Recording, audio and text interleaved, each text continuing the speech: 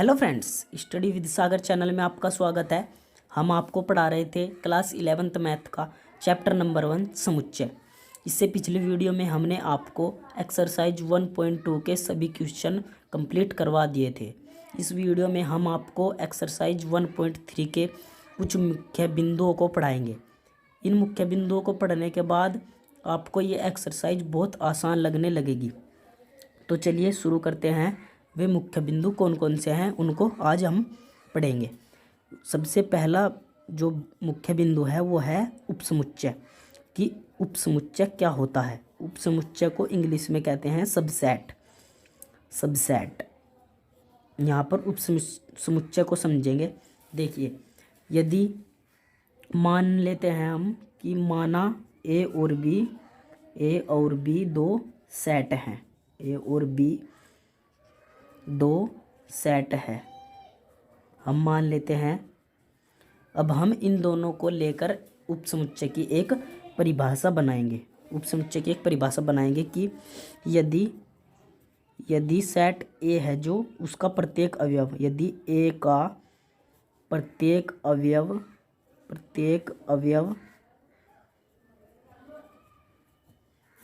Set B का भी एक अवयव हो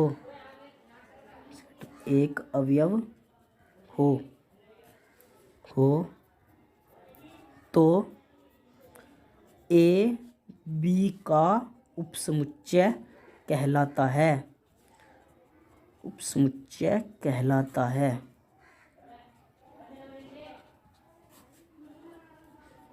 देखिए फ्रेंड्स, हमने क्या कहा आपको कि यदि ए और बी दो सबसेट हैं और ए का प्रत्येक अवयव सेट बी का भी एक अवयव हो तो ए बी का उपसमुच्चय कहलाता है।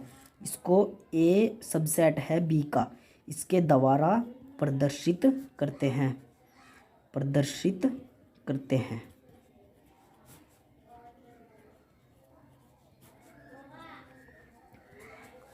इसको उदाहरण के तौर पर समझते हैं फ्रेंड्स। देखते हैं, एक उदाहरण लेंगे और उसके द्वारा इसको समझेंगे। मान लिया ए एक सेट है, उसके अंतर्गत अवयव दिए हुए हैं 1 2 3 4 और 5। इसके अंतर्गत अवयव दिए हुए हैं। और बी एक सेट है, उसके अंतर्गत अवयव दिए हुए हैं 1 2 3 4 5 6 7 8 और 9। ये इसके अंतर्गत अवयव दिए हुए हैं। तो यहाँ पर जो ए सेट है वो सेट बी का सबसेट है। जो यहाँ पर ए सेट है वो बी का सबसेट है, क्योंकि ए का जो प्रत्येक अवयव है, ए का प्रत्येक अवयव बी का भी एक अवयव है। जैसे 1 है, 1 यहाँ पर भी है। 2 ए में है तो 2 बी में भी है। 3 ए में है तो 3 भी बी में है। इसी प्रकार ए का प्रत्येक अवयव बी का भी एक प्रत्येक अवयव होगा, इसलिए ए बी का एक सबसेट होगा। फ्रेंड्स, आपको मुझे लगता है समझ में आ गया होगा कि उपसमुच्चय क्या होता है। इसके बाद नेक्स्ट जो बिंदु है वो है एकल समुच्चय। एकल समुच्चय जैसा कि नाम से ही साफ दिखाई दे रहा है कि एकल समुच्चय वो समुच्चय होता है जिसके अंतर्गत केवल एक अवयव आता हो। तो क्या लिखेंगे फ्रेंड्स परिभाषा इसकी। एकल समुच्चय वह समुच्चय होता है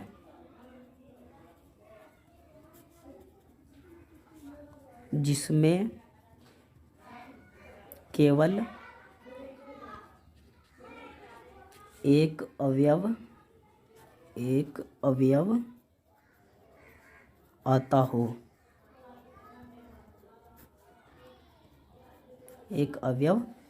हो।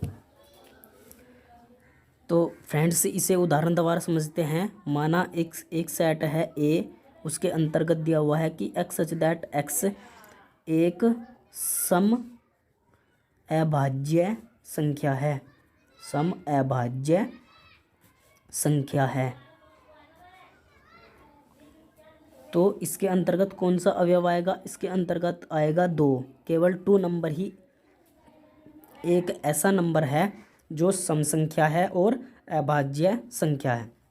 इसके अंतर्गत केवल 2 नंबर है जो वो अवयव आएगा, केवल एक अवयव आएगा, क्योंकि 2 ही एक ऐसा नंबर है जो सम है और अभाज्य है। उम्मीद है फ्रेंड्स आपको एकल समुच्चय भी समझ में आया होगा। इसके बाद नेक्स्ट है घात समुच्चय। घात समुच्चय, घात समुच्चय इसके बारे में भी आपने बहुत सुना होगा। घात समुच्चय के बारे में इसको बोलते हैं पावर सेट। Power set.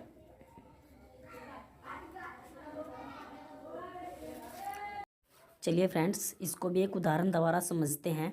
मान लेते हैं कि ए कोई सेट है और उसके अंतर्गत 1 और 2 ये 2 अवयव दिए हुए हैं। अब सेट ए को लेकर एक घात समुच्चय की परिभाषा बनाएंगे। देखिए जो सेट ए है, सेट ए के उपसमुच्चयों सेट ए के उपसमुच्चयों के समुच्चय को सेट ए का घात समुच्चय कहते हैं। घात समुच्चय कहते हैं। देखिए फ्रेंड्स जो सेट ए है उसके बहुत सारे सबसेट्स बनेंगे, तो उन सबसेट्स के जो सबसेट्स को मिलाकर एक सेट बनाएंगे। उस सेट को सेट ए का घात समुच्चय कहेंगे। देखिए फ्रेंड्स जो ए सेट है उसके सबसेट्स कौन कौन से होंगे?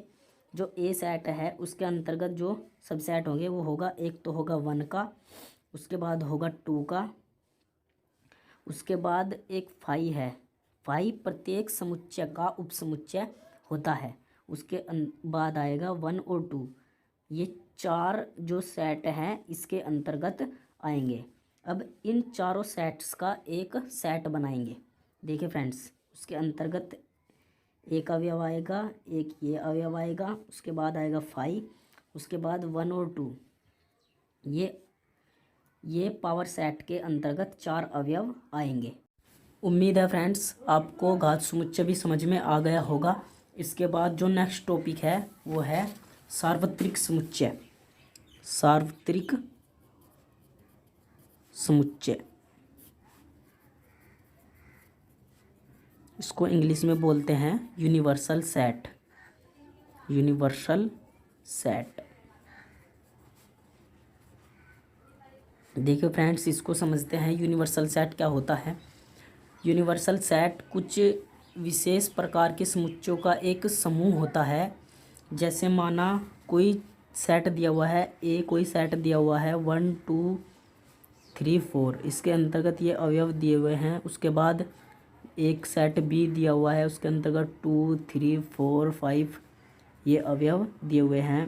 उसके बाद सी कोई सेट दिया हुआ है, उसमें दिए हुए हैं 4 5 ये अवयव दिए हुए हैं। तो इन जो चारों सेट्स का एक सार्वत्रिक समुच्चय होगा उसको बोलते हैं यूनिवर्सल सेट। यूनिवर्सल सेट उसको यू से प्रदर्शित करते हैं। देखिए उसके अंतर्गत कौन कौन से अवयव होते हैं। उसके अंतर्गत ये सारे अवयव आएंगे जो ए में भी होंगे, बी में भी होंगे और सी में भी होंगे। देखेंगे कौन कौन से अवयव होंगे। उसके अंतर्गत आएगा 1 2 3 4 5 ये उसके अंतर्गत अवयव आएंगे। अब इसमें से देखेंगे कि जो ए का प्रत्येक अवयव है वो भी यूनियन में यू सेट में होगा, यानी कि यूनिवर्सल सेट में होगा। बी का प्रत्येक अवयव है वो भी यूनिवर्सल सेट में होगा और सी का जो प्रत्येक अवयव है वो भी यूनिवर्सल सेट में होगा। इसीलिए ये जो यूनिवर्सल सेट होता है ये विशेष प्रकार का सेट होता है जिसके अंतर्गत कई समुच्चयों के अवयवों का समूह होता है। इसके बाद जो नेक्स्ट टॉपिक है वो है अंतराल। अंतराल आपको इंटरवल्स पढ़े होंगे आपने, उसको हिंदी में बोलते हैं अंतराल और इंग्लिश में बोलते हैं इंटरवल्स। देखिए फ्रेंड्स, आपने कहीं कहीं ये ऐसे लिखा है, देखा होगा कि ए बी ऐसे दिया होगा, कहीं कहीं आपने देखा होगा कि ऐसे लिखा होगा, और कहीं कहीं आपने देखा होगा कि ऐसे लिखा होगा। देखिए फ्रेंड्स, इसको बोलते हैं क्लोज इंटरवल,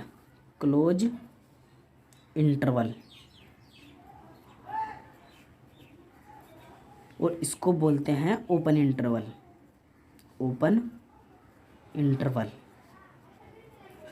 देखिए फ्रेंड्स, क्लोज इंटरवल माने बंद अंतराल, और ओपन इंटरवल माने खुला अंतराल। देखिए फ्रेंड्स, जो क्लोज इंटरवल होता है उसका अर्थ क्या होता है?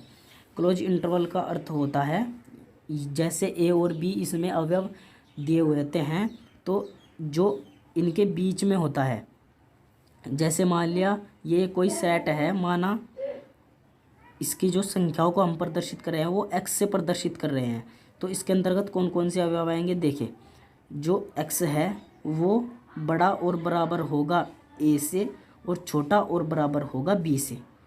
माना जो इसके अंतर्गत अवयव आ रहे हैं हम उनको x से प्रदर्शित करें, तो जो x होगा वो बड़ा और बराबर होगा a से, और छोटा और बराबर होगा b से।